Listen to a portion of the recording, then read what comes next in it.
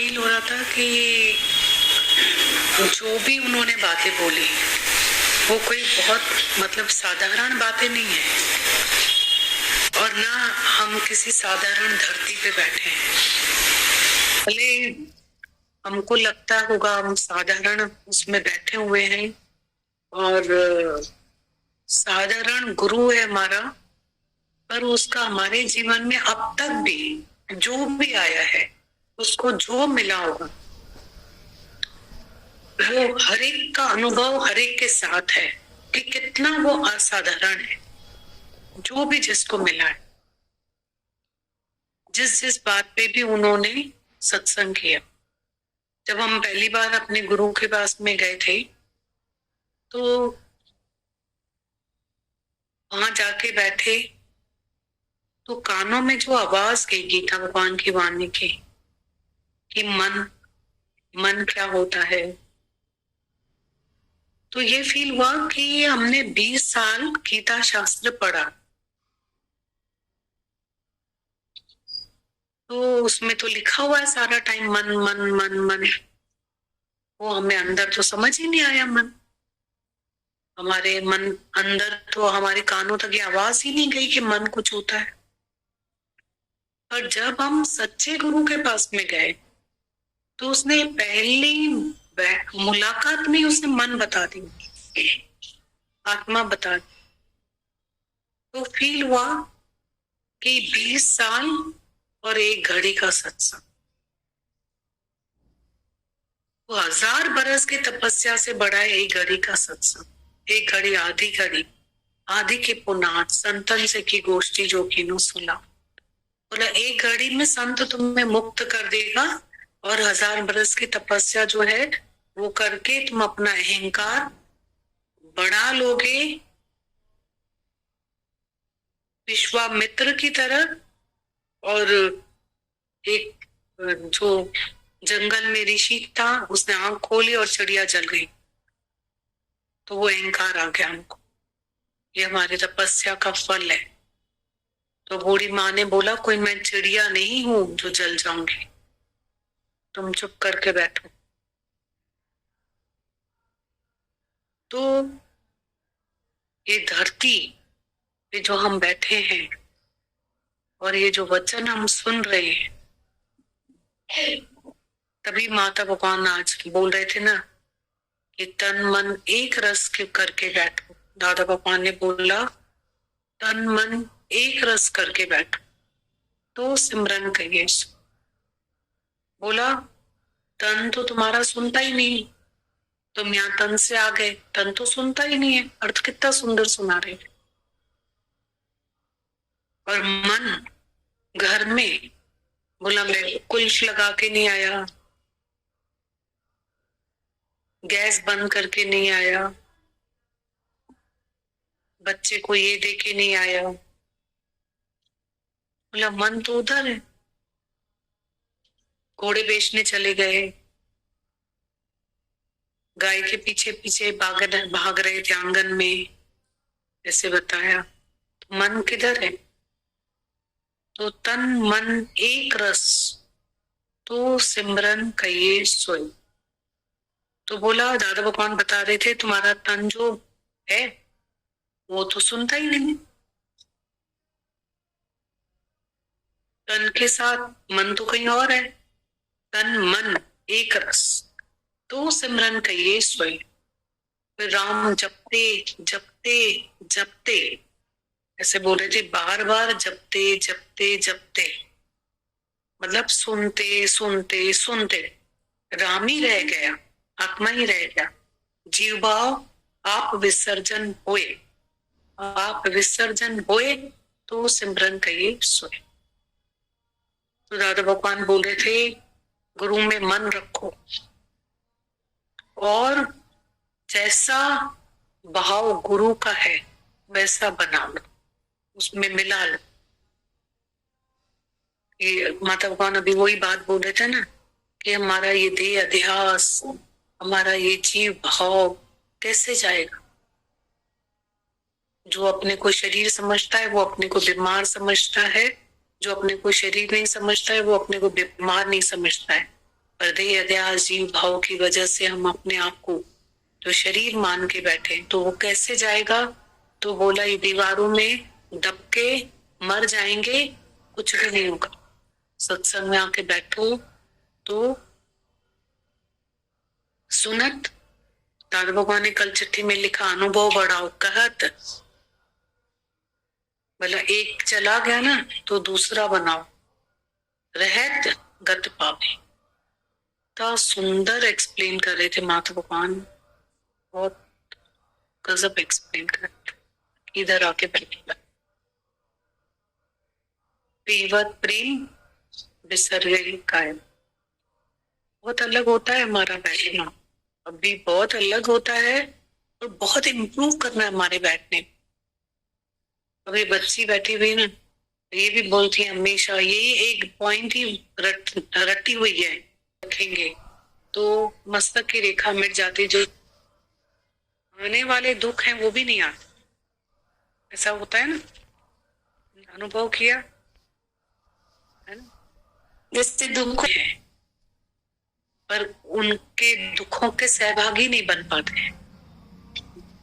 इतना पार्ट थोड़ी है हमारा कि हम उनके सुखों में खो जाएं, पर उनके दुखों में सहभागी अगर हम बनते हैं तो वो गुरु के बगैर नहीं बन सकता कोई। तो प्रेम, नम्रता, निरीक्षा जब हम होते हैं तो हम औरों को भी जगा सकते हैं ना, क्योंकि सबसे ज्यादा कंपनी तो स्त्री के साथ पुरुष की, पुरुष के साथ स्त्री की। तभी हमारे माता भगवान ने बोला तुम्हारा गुरु जो है तुम्हारी स्त्री है, वो तुम्हें यहाँ लेकर आई है, उसने तुम्हें ऊपर उठाया।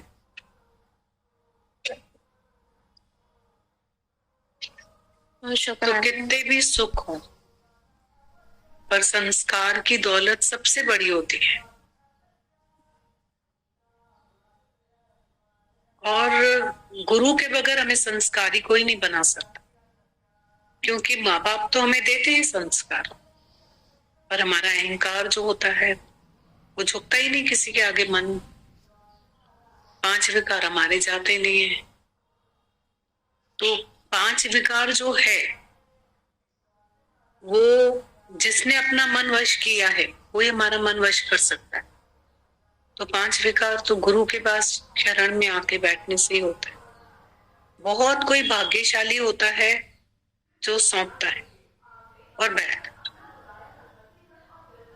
बहुत बड़ा भाग्य है। हम तो बोलते हैं दुखों में भी कोई नहीं आके बैठता है, सुखों में तो ठीक है, दुखों में भी कोई नहीं बैठता। ये दुख सुख के ऊपर है ही नहीं, एक सुख में नहीं बैठना है, दुख में बैठना है, ऐसा कुछ नहीं है। हर एक राही को सत्संग की जरूरत है, हर उम्र को जरूरत है। वचनों को मानते ही जीवन बदलती है। क्यों हर एक राही को जरूरत है? क्योंकि नानक दुखिया सब संसार, सबके पास हवा से तेज हाथी से बलवान मन है। मन अंधे ने जन्म गवा दिया, और कोई किसी के साथ में भी मन बहुत तेज दौड़ता है। हमारे पास स्ट्रेंथ नहीं है, knowledge is power and life is strength, ताकत ही नहीं है। मन हवा से तेज हाथी से बलवान है, दौड़ता रहता है, दौड़ता रहता है, ऐसा दौड़ता है बेलगाम घोड़े की तरह, हवा से तेज हाथी से बलवान। और सीन्स तो आते रहते हैं रोज, अलग अलग नए नए सीन्स है, रोज नए सीन है। अभी यहाँ से जाएंगे, माता भगवान बोलते हैं घर की 4 दीवारियां हैं ही ऐसी, घर में होता ही ऐसा है, दौड़ता रहता है मन। तो मन को ही मंदिर, घर को ही मंदिर बनाना है, मन को पवित्र बनाना है और घर को मंदिर बनाना है। तो कैसे होगा? यहीं पे होगा ना। इतना इम्पोर्टेंट है सत्संग, और चेंज करना अपने आप को बहुत इम्पोर्टेंट, दोनों चीजें इम्पोर्टेंट। बहुत शुक्रिया दीदी। बोला कौन है तुम्हारे से चिट्ठा तुम्हारा फाड़ेगा? इतनी महान बात, कौन है जो फर्स्ट पॉइंट चला हमको चार दीवारों से निकाल के यहाँ बिठाएगा? कौन है जो हमारा देह अध्यास मिटाएगा? कौन है जो हमको हमारे चिट्ठे फाड़ेगा? ऐसा कोई मिले? कौन है जो हमको मौन करवाएगा? अभी हमको कोई चुप करवाए? बोलत बोलत वधे विकारा, नहीं बोलत से कोई जयकार।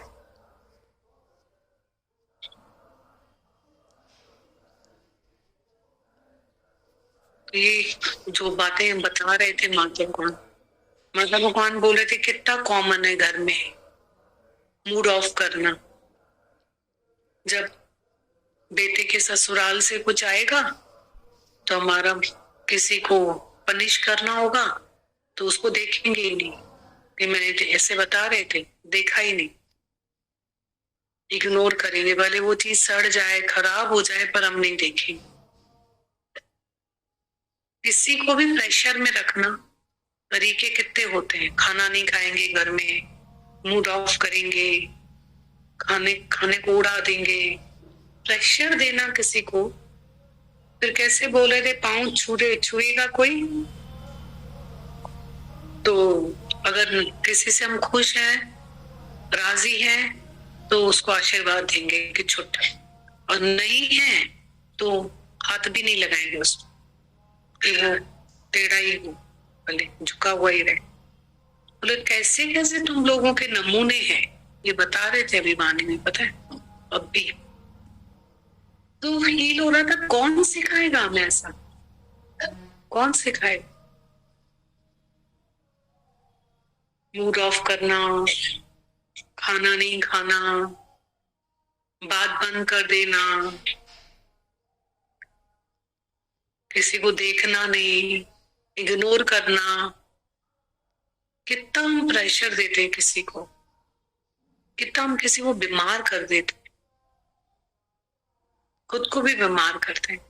क्रोध करना, गाली देना, गलत वर्ड्स यूज करना, अपशब्द यूज करना, ये सब ज्ञान थोड़ी है,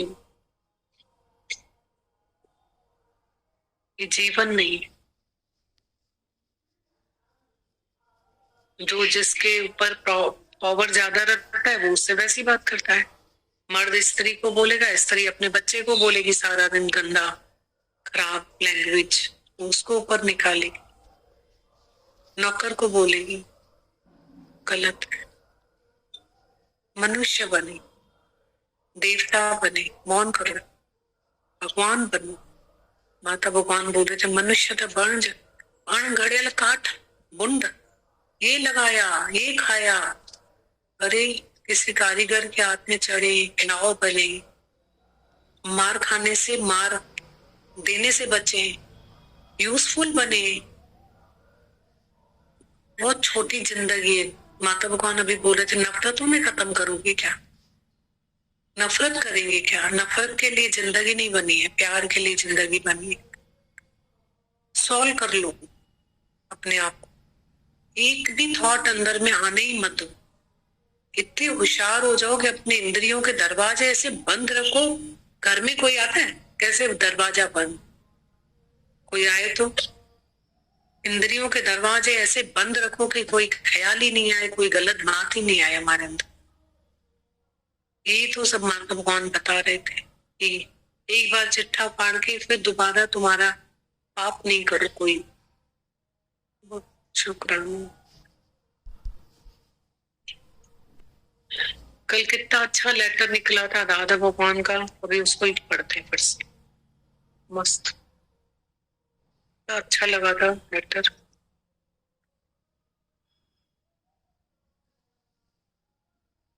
अपना डिस्टेंस है, एक दूसरा भी लेटर शाम को पढ़ा था, तो करना हमको कितनी मेहनत इन पे करनी है, बहुत मेहनत है।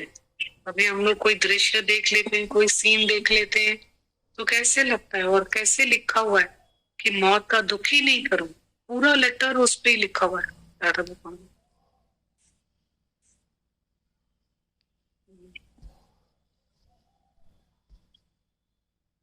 दादा भगवान का पत्र पढ़ते हैं। दादा भगवान लिखते हैं, सदाई अपने स्वरूप में स्थित रहो,